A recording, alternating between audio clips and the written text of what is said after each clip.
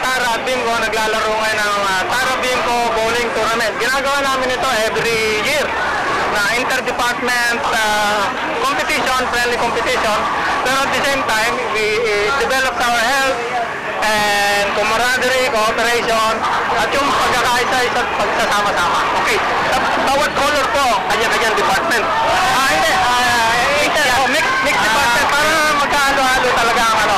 Para isang kindatan lang, nagkakaintindihan sa opisina. You're Captain, I'm Captain Jean Salvatierra, President ng Tara at saka ng Bimco.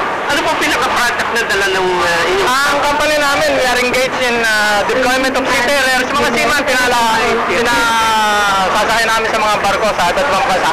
Kailan po ang pinaka-championship nitong inyong? 5 game kami simula ngayon, 5 week. So siguro, abutin kami ng mga end of October. Okay, we hope na ma-cover kayo sa championship nyo para mailagay natin sa site natin. Okay, thank you very much. Thank you very much. Okay, thank you.